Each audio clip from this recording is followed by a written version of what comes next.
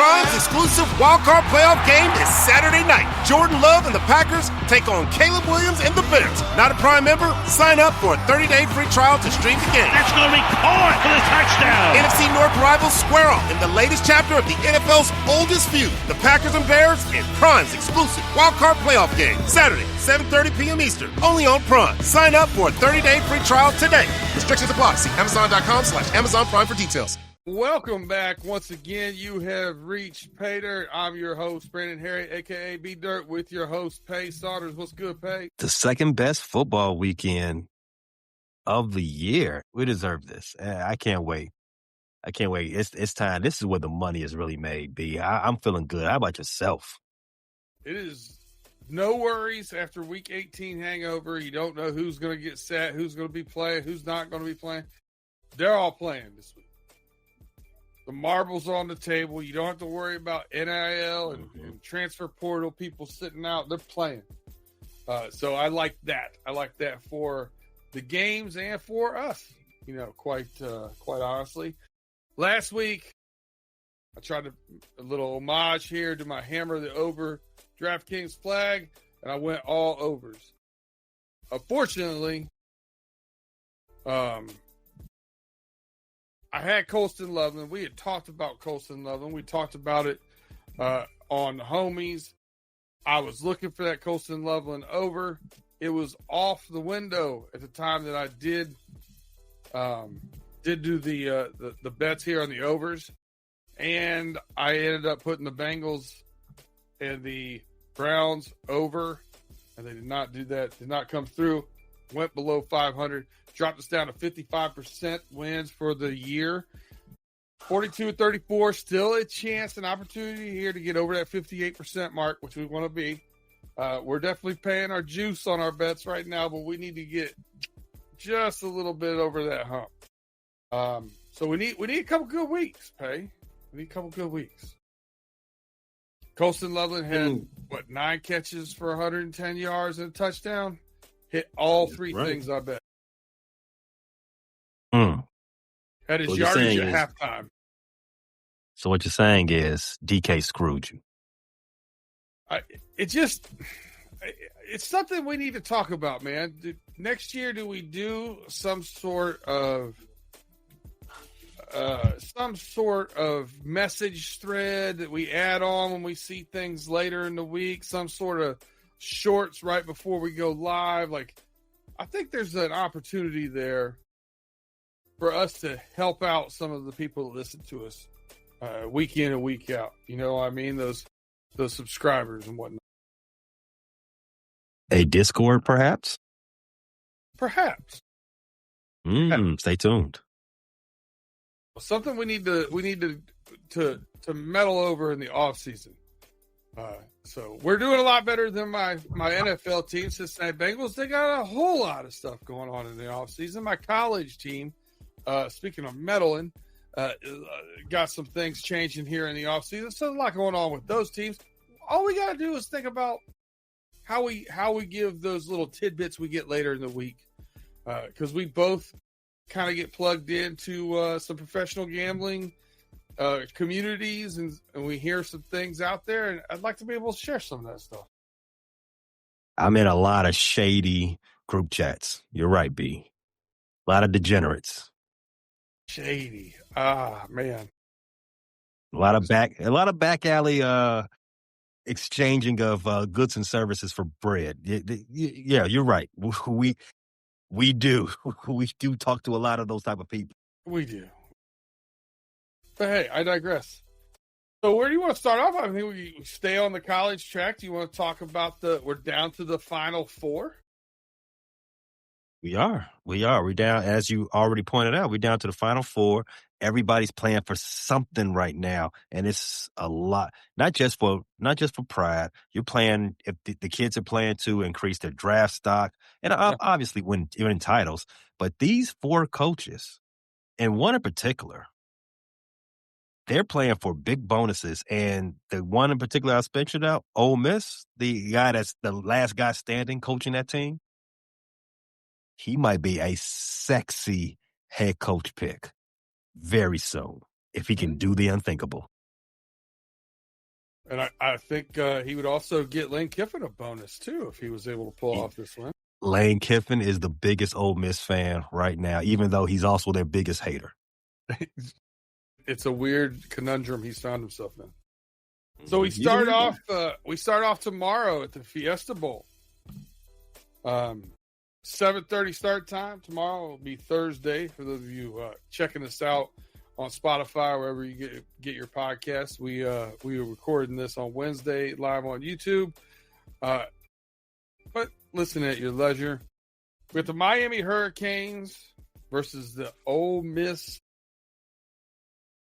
Hurricanes favored by 3.5 after being big dogs by 9.5 over Ohio State last time they played.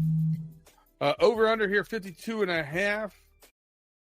A little bit of juice on that money line on Ole Miss at plus 150 if you think that's the way to go. But Pay, I'm gonna throw it over to you, man. What do you think about this game? How you see it going?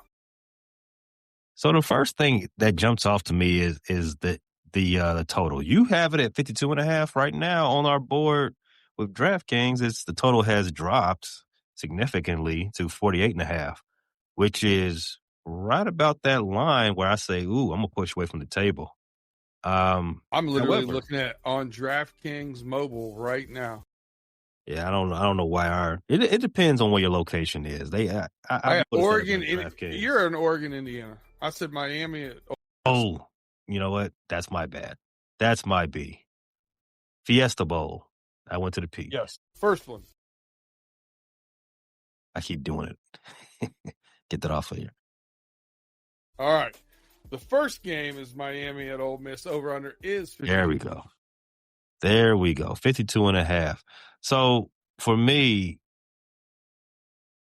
you hit me up to this a couple of weeks back. Miami's defensive line, they have shown up a lot during this postseason run for them. And Ole Miss, no one expected them to be here, at least me. I didn't expect them to be here. Lane Kiffin jettisoned, took all of his assistants with him except for one. But here they are in the semifinal. Ole Miss, obviously being the underdog for obvious reasons. I don't know. I kind of like the mojo going on with Ole Miss. If their defense can actually, make enough tackles, then I think they are they got a good enough shot to go ahead and upset Miami. B. They're really good at running back with Lacey and Chambliss. Played great quarterback. Been a great story coming from Ferris State, winning a Division II title last year. I think it's the Cinderella story everybody's probably going to be rooting for. But there was a couple of things that stood out to me in the last game. And I have kind of not been the biggest fan of Georgia all year. We went back and forth on that. I called their upset. I've hit on a few of they're not going to cover that lines. I didn't think they were as good as they have been in the past. Still a very good team. Ole Miss tackling wise that you spoke of, they had 15 missed tackles in that Georgia game. And Georgia was running the ball at over 7 yards a clip for most of the game. And I don't understand why they went to so much passing, trick plays, different things. Like, to me, feed the bell cow. If it's working, take it. You know what I mean? And that can kind of also break the spirit of a football team a lot of times when you run the ball effectively against them like that. Miami, if you give Miami the ability to run the ball like that, they're going to be perfectly content running the ball down your throat constantly the whole game. They're just going to turn around and hand it off if you're going to give them 7-8 yards to carry constantly the whole game. The other thing here is I watched the Ole Miss game. There were some blunders. There were some blunders coaching wise.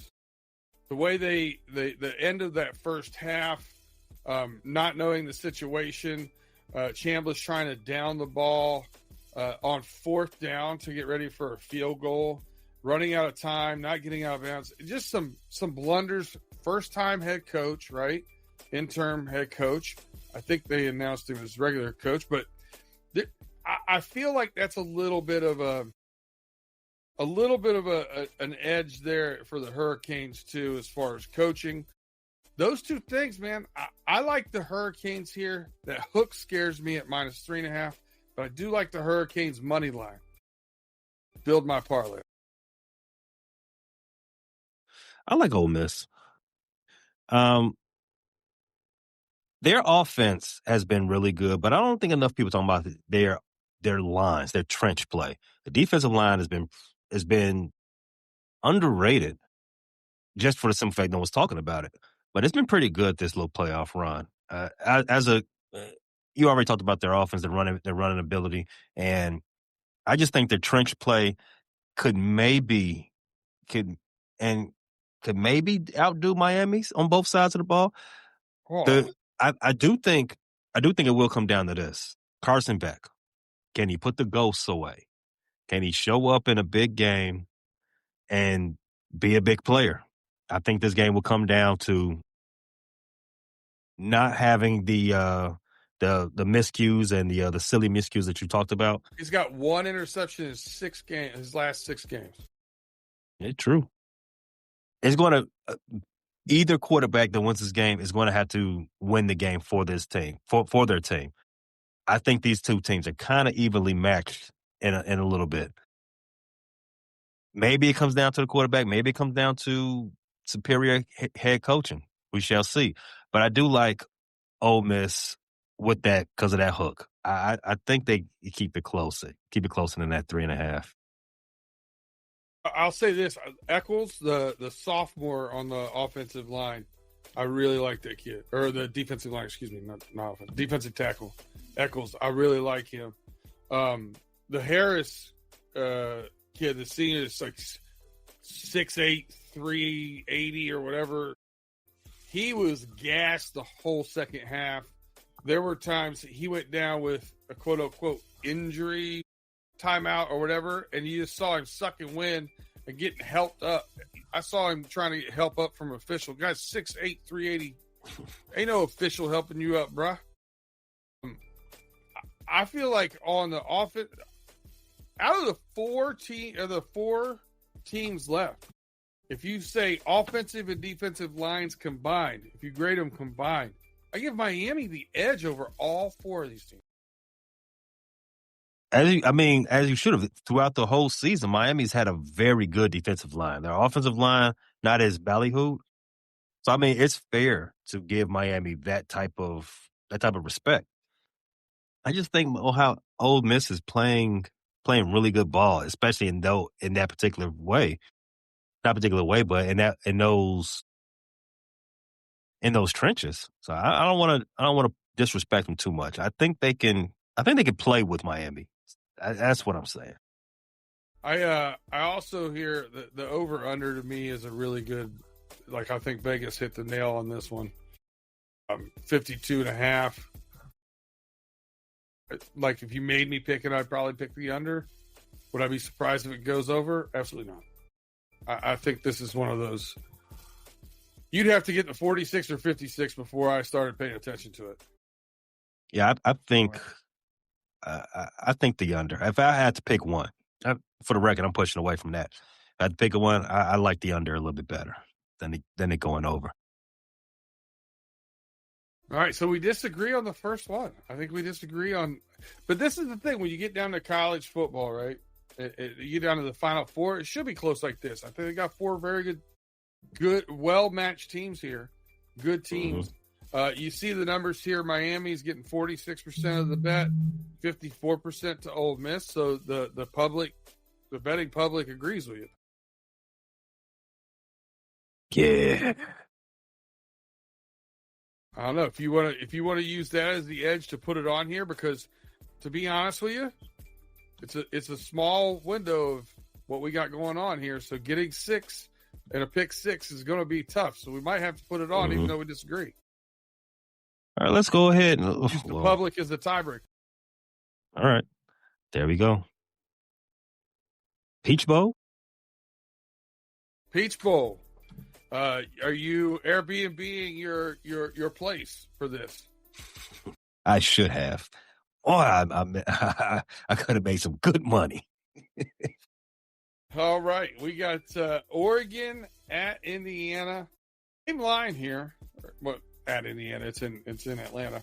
But Indiana playing the home team here is favored by 3.5 points. Over-under on this one is 48.5. What are your thoughts on this one? 75% of the betting public on Indiana right now.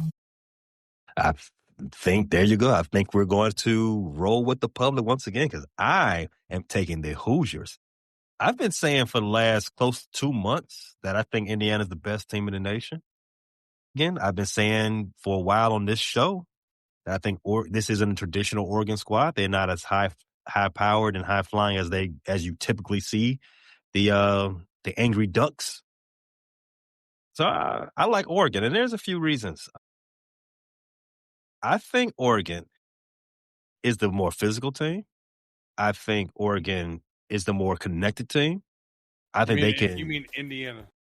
I'm sorry. Indiana. Indiana is the more physical team. They're the more connected team. You saw what they did to Alabama's defensive front, and their defensive front is usually stocked with future NFL players. They bullied them guys. I think the Hoosiers, led by Cincinnati, they're on a mission. I did not like Oregon's the tape they put out there when they played Tech. What was it? They played Texas Tech last, right? Mm-hmm. When they played them, I think the offense did as we thought they was going to do. They looking sputtered. They sputtered out there like an old Pinto. They only got 2 touchdowns in that game. They settled for a lot of field goals. They don't look as crisp in what they're doing as Indiana is. They're Again, more of Indiana's, a defense-first team, which has been unusual for this Oregon team. Exactly. Dan Lanning's really got his defense where he wants it for sure. But where I struggle with Oregon, and I like Oregon in this game, and I'm going to root for them to win, to be honest with you. And I'll get to why here in a second. But we have Oregon rushing attack. Only had 64 yards against Texas Tech. They don't have that running game that they're used to having, which I think opens things up. The running game's just so. So I think that's the big miscue here on this offense. As far as splash plays over 20 yards, they were number 2 this year in CFB. That said, number 1 was Texas Tech in plays over 20 yards. And what happened last week? Big old goose egg, 200 yards of total offense. So when you get to these better defenses, I think you're seeing a lot of these teams that are feasting on bad competition, and it comes to light when they start playing better competitions. That's definitely true. When the lights are brighter, who you really are is going to show up. Can I talk you in here on Indiana money line instead of Indiana minus 3.5? Oh yeah, you can definitely do that. If that's the way to split the baby, well, you got it. I feel more confident about that. It's going to be an ugly game. I think eventually this is going to be one of those heavyweight fights that goes the distance, and it's just a lot of hugging and fighting on the inside. And Indiana's just a bigger, tougher team. They're going to eventually win out. So yeah, I would take the Indiana to win. Listen, I know Indiana put up a lot of points in their last game against Alabama, but I expect this to look more like Indiana, Ohio State than I do Indiana, Alabama. Agreed. I agree with you there. I think it could. It was 30-20 in their first matchup, but if you watch that game, at the end of the third quarter, the under was coming home easy. So, most of those points were scored late on several splash plays by both teams. I'm going to root for Oregon to win. I could see Indiana here on my own. Okay. All right. There's our college football. You got anything else? Like any special props? Nah, not in college. I've been flirting with some props. Here again, we allude back to what I said. I've been flirting with some certain props, but prop bets I tend to find like Friday night, Saturday morning is where I get into my props. A lot of times for the NFL, especially. Mm-hmm. You got anything you see over there you like? Just scanning real fast. I see Mendoza plus, minus 121 for 2 tutties. You know what? I did see one that had Kenyon Sadiq for over 3.5 catches, but I think the numbers went down on that so far. So I'm gonna leave it alone. Yeah. So now they got it at plus 146 for 5 catches. So what's it at for? About even? Minus 150. Wow. Ooh, that's a big swing for one catch. Yeah, I know.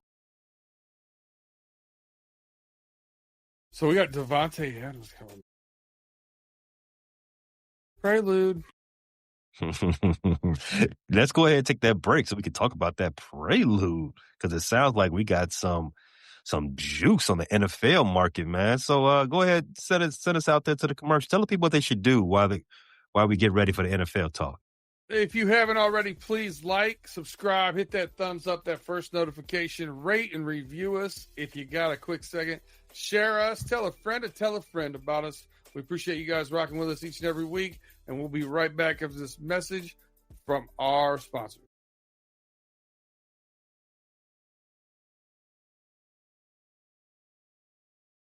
We made 20 minutes of chat about 2 games in college football. You know they're getting serious when we do that. Gotta love it when it's on the line. Speaking of it being on the line, it's game time. Week 19. Wild card weekend, B. So you were saying before we went to break, Devontae Adams is back. He sure is. He's back for just in time to not miss a chartered flight all the way to Carolina from SoCal to play the NFC South champs, Carolina Panthers. Spread is 10.5, total 46.5. B, you take the honors. Why will Carolina cover this line? I don't know if they will or not. Whoa. I think that the Rams are going to get back on track here as far as what they've been on offense.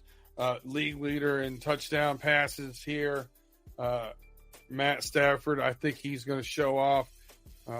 Blake Corum rested now after spraining his ankle, so they got the 2-headed monster back. They've had it running back. But what I think here plays out, I think the Rams get ahead early on the Panthers. They got a little revenge here. Just a little bit of a revenge game for them. So I expect them to jump out to an early lead. With that said, they get out to an early lead, and Bryce is forced to throw the ball a little bit more. I think he goes to his binky, Ted McMillan, and his lines right now on his receiving yards are pretty nice. He's only at 5 catches, and he's only at 60 yards. I think he hits both of those. You know what? I actually had that on my sheet for 60 yards for Tet. So, in the spirit of things, we usually don't put same game parlays on our official pick slip. But I want everybody that's watching, you want to push those chips in for Tet this week. I think he is definitely going to be the number one guy that Bryce is looking for. Which there's been weeks that he's not the guy that he's looking for because Bryce couldn't find him or whatever the reason may be. See over the line. That could be true as well. But I definitely think in this game, I think Carolina has a decent shot to control the flow of this game. Everyone knows there's about this offense. They are a running team. They are a rushing team first. Rico Dotto, Chuba Hubbard. They, for the most part, they control what that offense does. I think they have a good shot of being able to keep Matt Stafford on the sideline. And when they do got to pass, Tet, he can make any catch. So, yeah, I think 5 catches for Tet is really good. I think it's money in the bank at plus 111. That's good money. That's good money for that. Well, let's just throw one on the board then. But I like him over 60 yards as well. Yeah. All right, let's go ahead and do that. I'll put that on the now to go with my theme where I was talking about the Carolina Panthers at 10.5. I think Carolina's got a better than decent shot of keeping it closer than 10.5. For one, Matt Stafford and that LA Rams offense, they really want to go over the top of you. That they want to score. They want to move the yards, score some points. Carolina is one of the better secondaries in the league, especially against defending the big play. I took the under. Yes, last week in the Carolina versus Tampa Bay game, because I know Baker and them boys do not have the patience to deke and dunk, nickel and dime their way down the field to beat the Carolina in that fashion. Can Matt Stafford and the LA Rams do the same thing? We shall find out. Because getting big plays against the Carolina Panthers is not something that any team has been successful doing. Horn and Michael Jackson, they don't play that. I think there's a good enough shot that, for one, LA Rams cannot move the ball as effectively as they would like to against Carolina's defense. And for two, Carolina can run the ball on LA. Now, the other thing is total, 46.5. B, I'm going to pick your brain on this one. Because I do think that you said earlier, that's one of those numbers that you don't even start looking at it until it gets around that. How much points do you take off the board for a SoCal team having to fly cross country to the opposite coast to play football? Well, I do it on a game-to-game basis. We've seen multiple times this year where that has not really played true. Example would be in November when these two teams played and scored a combined total of 59 points. Rams put up 28, and that was with Matt Stafford not accepting the check down and throwing 2 picks. So I like that, what you're talking about there. I think you hit the nail on the head. What I really liked about this, what the Rams team had going against this Carolina Panthers, 20 rushes for 153 yards between Kyron Williams and Blake Corum. I think you're going to see more of that first, and that then, if they get ahead, will pull some of that safety help out of the down into the box. I think we're definitely not seeing this eye to eye right now. No, this is me getting really in the weeds with it. So I didn't expect us to see eye to eye on this one. I think the betting public prefers the Rams. I don't think anybody really believes in the Panthers, but you know, B, I've been beating the drum. Shout out to the Panthers. I've been beating their drum for a couple of years now. I've been saying the Panthers are better than what people think. I'll say this: I'm not betting against them. Hey, I mean, and you know what? That might be the bet. That might be the way we could come to an agreement. We don't agree on the line, but we do agree on Tet. So Tet stays on the slip. All right. So the next game they have here for the NFL, should we go all the way to the main event? Should we just do it? The Saturday 8:00 game. The Green Bay Packers go to the Chicago Bears. Bears are home dogs by 1.5 points, over under 45.5 points. Hey, tell me what the weather is like there. What do we expect weather-wise? So the weather is actually broke for this week. That weather's actually going to be better than what you would typically see in Chicago. Today it was low 40s. Tomorrow's supposed to be in the 50s. But there's going to be a wintry mix coming in this week, towards the back end of this week. It's not expected to hit Chicago. It's probably going to stay further north of us. But for game day, it's expected the winds to be crazy. If you remember the first time these two teams met and you saw the goalposts moving, shaking around in the wind, that was 15 to 20 miles per hour.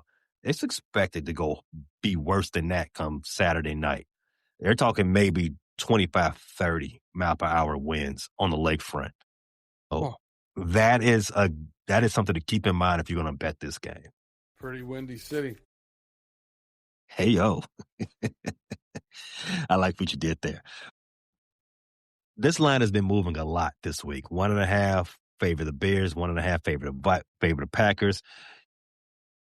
It's pretty much a pick 'em. It's pretty much who do you think's going to win this game? Public going with the Bears here. Yeah. I mean, you should. All intents and purposes, a rational thinker would actually pick the Bears. If you take the Packers roster as is and put them in a different jersey, pick a jersey, any jersey, Bengals jersey, Giants jersey, everyone will put their money on the Bears. And that's just where it is. The rational thinker sees how hurt the Packers are, how they've lost 4 games in a row. The Bears are at home. Bears have done some things. They are the more healthy team. They're actually supposed to get 2 more studs back this week for this game. Why would you not pick the Bears?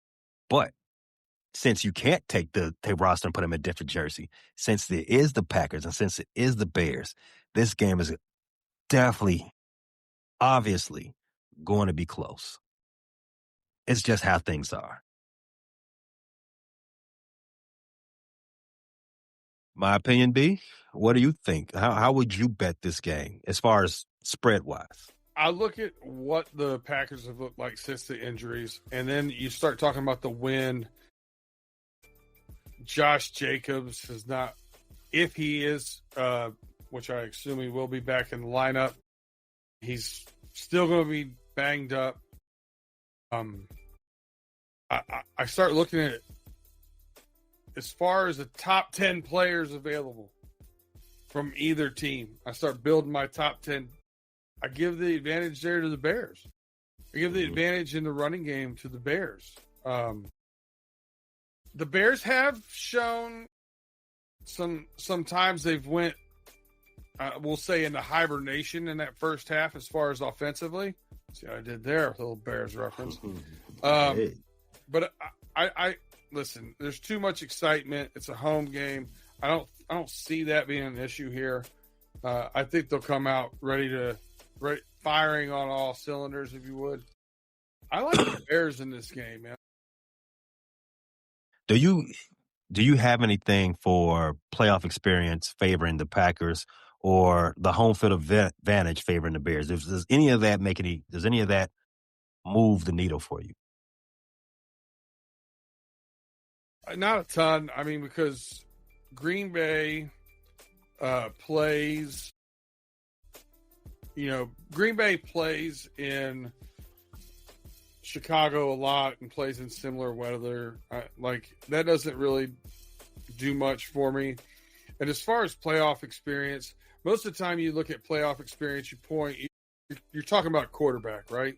You're talking about quarterback playoff experience. This kid has had a light shine brightly on him. Caleb Williams has been the center of attention for the past 5 years.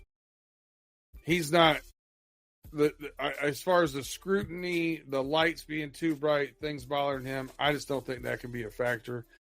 Whether he plays great or he plays bad, I don't think it's going to be because of lack of playoff. I think experience is a big thing when teams don't know each other. Obviously, playoff jitters and playoff moments can be a deciding factor as well. But these two teams know each other. These two teams, this will be the third time in the last 6 weeks these teams have played each other.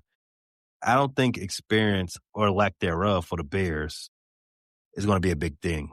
The Bears only have 15 players on their roster. have playoff experience. Joe Tooney, he's pretty experienced. I think he's the Bears' best offensive player, and he's got all the experience in the world. Multiple time Super Bowl champs. I like that for the Bears. So let's get into the nitty gritty of this. The total is 45.5. Like I said, the spread is 1.5 favoring the Packers. Which way are you leaning? I like the Bears. I like them too. Bear down. What about this total? You think so the last two times these two teams played, if the total was 45.5, it'd have been under both times. Any shot, it goes over this time. It's a shot, but I lean under, but not as heavily as I lead the Bears to win.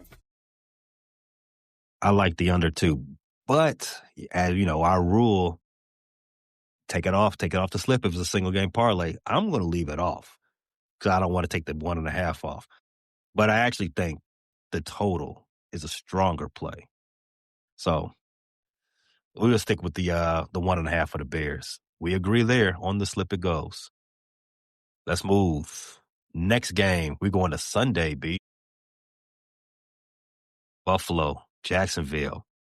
The line is line is 1.5, just like the last game. Total 51.5. A little bit more action expected in this game, B. I know we disagree here. I'm waiting for it. Does this start off our Sunday slip? It does. So here's what I like about this game. The Bills' defense has had its ups and downs. The Jaguars' defense, I think, all year has been pretty good. Good. Sometimes very good, depending on their turnover rate, right?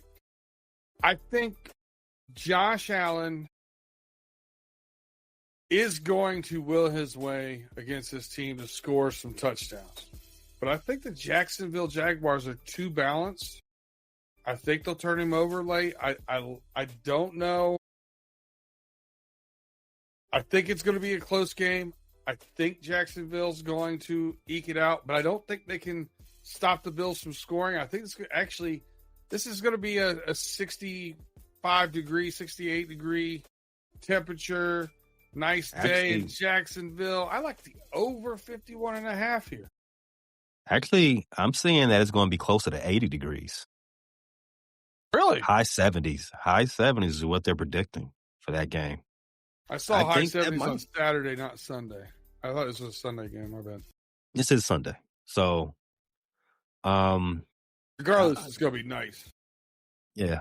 That may play a factor. Because we've seen Buffalo before wilt in playing Miami in high temperature. Not to say that 75 to 80 degrees is hot. But, if you're coming from Buffalo, your body may not adjust to that rapid weather change. But, professional athletes, they're young men. They should be okay. I like Jacksonville to win this game. They're the home dog right now. I like them to win outright, B. There's no unequivocation from that. I don't think Buffalo is – I don't think they got it. I think Sean McDermott – I think this is his last game in Buffalo. I think T. Law is going to take over. His last 6 weeks have been money. I think that defense is ready. I think that offense is a lot more steady than what Buffalo's got to offer. And a lot of people won't talk about this, but the trade of the season was Jacoby Myers going to Jacksonville. It completely changed that team. They are a real offense. Travis Etienne has had a bounce-back season. Hey, don't sell the Jacksonville Jaguars short. They are for real. And I think that Josh Allen is going to be – he's going to have to run a few times this game. I think they're going to be in his kitchen a lot. And we don't know how healthy Josh Allen is right now. Something's wrong with his foot, whether he wants to lead on to it or not. That was evident against the Eagles. That's true. And, something is wrong because he screwed me in week 18. Maybe that's more my fault. But in any case, I like Jacksonville outright. You like Jacksonville? I like the over. I like the over too. I do. I will agree with you there. So let's go ahead and put that on the slip. Save some time. So we're not disagreeing as much as you think. We're close. We're close to being alike. Close. You like one a little bit more than I do. I like one a little bit more than you, but we really haven't disagreed too much since the college. No. We see something that we like in these games, and that's the good thing. One other game this one I'm have a little bit more trepidation on. San Francisco 49ers. Hey, this is a tough game. This is a tough game, and I think it all comes down to basic meat and potatoes type football. Niners, again, another California squad, got to fly all the way across the country, go play football. Niners at 4.5-point dog. They did that well against Jacksonville, though. Yeah, true. Niners 4.5-point dog against the defending Super Bowl champs. Total 44.5. First thing that jumps off the page to me, that total. I don't know. This total is kind of low. 44.5. Based on everything we've seen about the 49ers the last 7 weeks. What do you think? Man, I mean, can the Eagles score? I don't think it's never so. Commanders had one of the worst teams in football. I know they played their backups. One of the worst defenses in football. They didn't score. The Bills, not a great defense. They scored 13. The Eagles have had some dog games. I don't know. And that's exactly where I'm at with it too. I think it's tough to call because they've both Dr. Jekyll and Mr. Hyde. They both have played really good and both played really poor at times.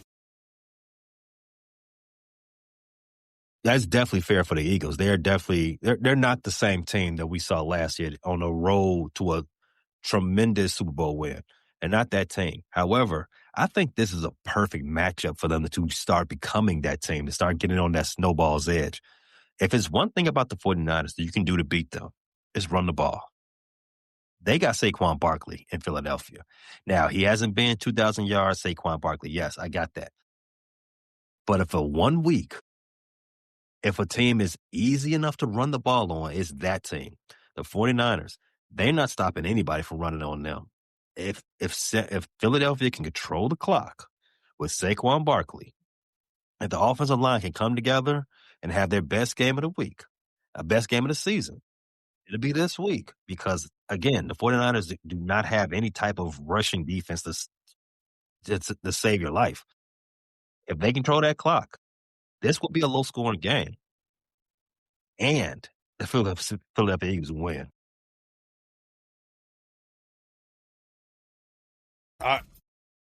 I'm just not sure of what we're going to get out of these two teams. And listen, to say the general public doesn't, it's literally split 50-50. I'm pushing away from the table. I don't like it. I don't know. Am I going to see the 49ers that score 42 against the Bears? Or am I going to see the 49ers that score 3 against the Seahawks? I don't like it. I mean, that's fair. That's fair. That's the 49ers defense is terrible, but can the Eagles offense take advantage of it? We shall see. The only thing I like about this game, I do think, as I stated, I do think there's an avenue for Philadelphia to control the clock and definitely push the score down. Do you have any thoughts on the total? I don't. I don't have this one on my sheet. Okay. All right. If you like right. something, throw it on there, but I don't. Now, see, when we came into this game, I said this one's tough. So I was looking for you to sell me on something because I have my ideas, but 4.5 is a little bit. It's that hook. It's a little tough for me. If it's 3, I might like the Eagles here. It looks like Jamie Robbins here. I don't know if he's an Eagles fan, but he's been chirping over here. The Eagles can't score. Was that an Eagles pun? Was that a bird pun? So he just says 49ers have the worst team and defensive team in the playoffs. I'd have to look that up. Steelers might be close. Ooh, I don't think so. I think it's easily the Niners. But if you don't want no action with this, and I can't get you to convince me otherwise, we don't have to force it.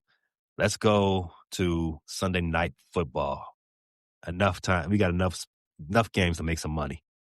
All right. Chargers at the New England Patriots, the third California team to fly across the country this weekend. Chargers are a 3.5-point dog. The total is 46.5. B, we got to agree here. Patriots winning this in a rout, right? I think it'll be, when you say route, 2-score game. You know, I think it's a 10-point game. The Chargers, if at full strength, I think this is a great game. Unfortunately for the Chargers, I mean, that offensive line has just been riddled with injury. I think the Patriots find a way to win this one by 10-13. Definitely with you on that one. I don't think there's going to be any type of pushback from the Chargers in this game. The Patriots have heard it all season. They're not playing anybody. Well, the Chargers are somebody. Even though they're not their best version, they are still somebody. They don't get on that plane and get smacked and go back home, and the Harbaugh brothers will be together on vacation. I just think it's that simple. I wonder if they vacation together. That'd be nice. Should be. I know John has already started making up those plans. So.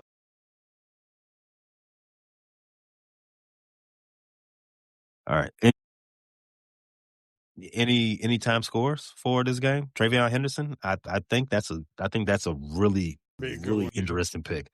I do like Travion Henderson as an anytime score plus 135. That's some good juice. Not going to put it on the slip. He can get that either rushing or receiving too. I'm not going to put it on the slip, but it's just something for those watching. Might want to, check that one out there.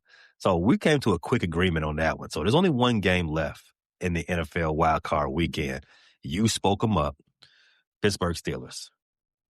The AFC North champions after the craziest fourth quarter, last 5 minutes of a game that I've ever seen. The Steelers are hosting the Houston Texans as a 3-point home dog. Total. This is embarrassing. 39.5. B, while that total is quite funny for a professional football game, I kind of like the under. Again, probably lean under, but I'm not betting. You know me. I'm not betting an under that low. I haven't done it since we got off of the Iowa Hawkeyes. I do understand why you would think about it, though.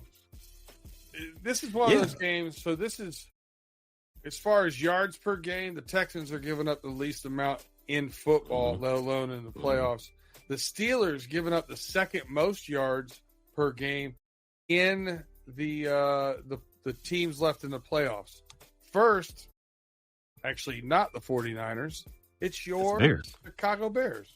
Oh, yeah, the Bears have been terrible the last month, and as far as yards are concerned. Yeah. So, and Carolina is right next to the San Francisco 49ers for most yards given up, just FYI. So I like Texans here to cover. I love this at -3. I think if you put this on your slip, worst case scenarios, it gets pushed off. I love that DK does that for me. I grew up years and years and years of my younger days in my ute. With the bookies always just saying, you tied, you lost. Huh? Thank you, DraftKings, for fixing that for me. I appreciate it. Yeah, we talked earlier about those back alley shady deals. Yeah, those bookies can be a little bit of a pain at times. You think the Texans win by 3, huh? I think the Texans win a lot easier than that. Oh, I said Worst case scenario. I expect the Texans to win by 14, 13. Whoa. I didn't go that far. I do think CJ Stroud has had a bounce back season, especially the second half of the season. He's definitely. I don't even think you should compare the two quarterbacks because he's definitely, obviously, the better quarterback in this matchup. And a lot of people would look at the quarterback matchup before to help them determine who's going to win a game. CJ Stroud is playing a lot better ball. Their offense has been a lot better looking than the Pittsburgh Steelers offense has looked at any point in the season, save for playing the New York Jets, right? The defense, you don't even got to discuss the comparing of the two defense. Houston, Texas defense is elite. The Steelers defense, it has some question marks. With that said, I like the Texans to go ahead and win by 9 points. Because I think Stingley can take DK Metcalf out here, and after that, they have nobody to throw into that's scared. I did hear an interesting stat earlier on the NFC North Roundtable show by co-host B. Foster from the Bleachers to Speakers podcast. He told me the Steelers haven't lost a Monday night game since 1991. That is a crazy stat. Did not hear it until now. So I am reconsidering a lot of things because another thing that's been Steelers in the Steelers history, they haven't won a playoff game since 2016, January of 2016, 10 years ago.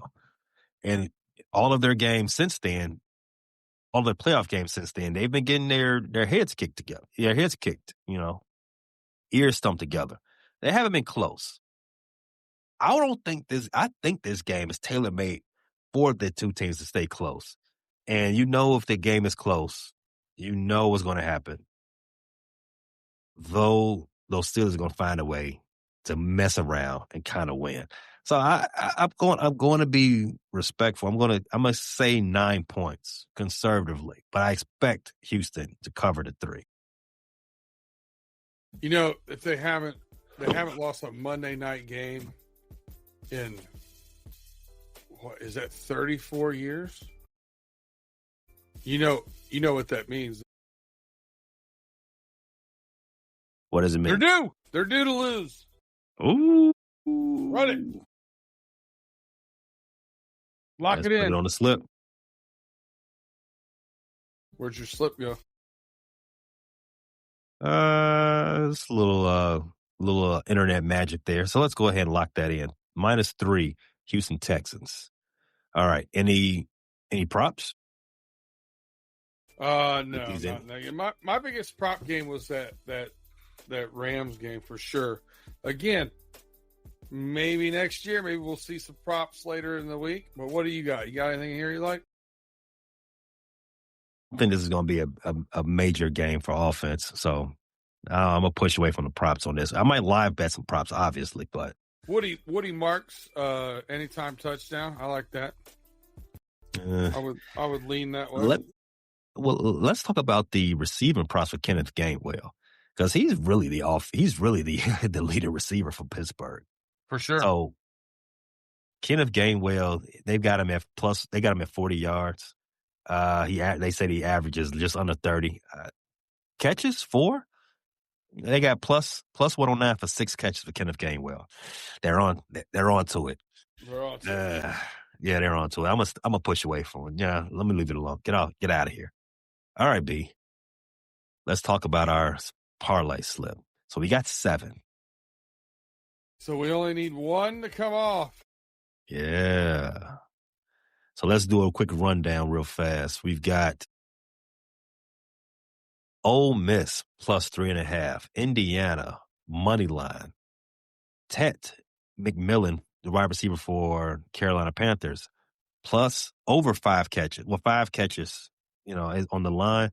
Bears plus 1.5. Buffalo Bills and the Jacksonville Jaguars over 51.5. Patriots -3.5, and the Texans -3. I can tell you right now which one I think is the riskier play. Well, but what do you think? I'm going right here. My hometown, my Chicago Bears. 1.5 underdog. That is, to me, the riskiest of everything we've talked about.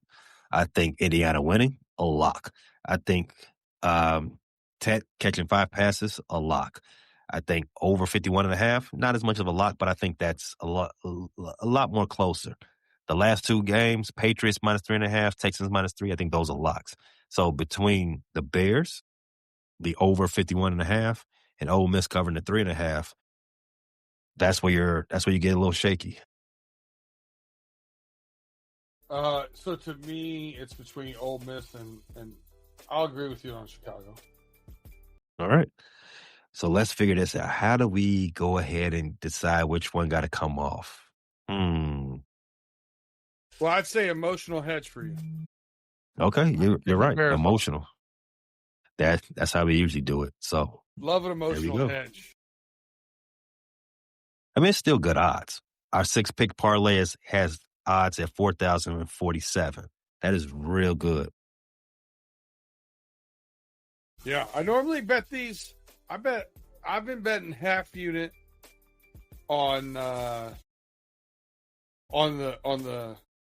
entire parlay, and then I bet full unit on the slip, and do that blindly in, and then bet the games I like on top of it. So if I really like 2 of these heavily, more than 1 unit bets, I'll add a couple units here and there. Mm-hmm. I think that's a good. I think that's a good way to look at it. So all right. So for those again, a recap: our 6-pick parlay is Ole Miss +3.5, Indiana on the money line, 5 catches for Ted McMillan, over 51.5, Buffalo at Jacksonville, and the New England Patriots and the Houston Texans both to cover their spread 3.5 and 3 respectively. B. This was a great show. I love it. I'm a big fan of this one. I think we're gonna go out hot. I like it. Good way to end the season. It's not how you start the season; it's how you end the season. Ooh, because where are we at right now? We are 55%. All right. We push this up over 58. We already hit 1 parlay. Let's make it 2. Let's kick off the playoffs right. I like it. You got anything you want? Any last statements here you want for the people, or anybody want to check you out on some other shows? What you got? Well, everybody's watching Frustrated Chicago Sports Fan. You already know what it is. We're living by 3 words this week: beat Green Bay. I like it. Good luck to you. Anybody out there interested? The Pistons are up by 5 over the Bulls. In other news, yeah, big fan of somebody's got. Yeah, well, the Pistons are pretty good, so check those guys out. What's any other thing you got to get off your shoulders before you got to get out of here? Woo! We got PayDirt coming up here in about 25 minutes or so. I believe it's jungle. Or excuse me, Running Through the Jungle. Yes, Running Through the Jungle after PayDirt. Here in about 25 minutes. So if you are interested in listening to me and Mr. Justin Lacey bitch about the Cincinnati Bengals front office, come on over. The water's warm because there's going to be plenty upset, I'm sure. And we're going to cover some of Justin's thoughts here as well on these matchups. We like to do the matchups as well for the playoffs. So we'll be talking about that. Other than that, hit that like, subscribe, share, tell a friend to tell a friend. That's right. If you don't do anything else today, make sure you do that. Let's kick off 2026 right. Share with a friend. Tell them to come on back. Sharing is caring. But it's not the end of the playoffs. We said it's the favorite week. But there's more coming next week, and we'll be right back here. Join us again next Wednesday, 6:35, as we reach PayDirt.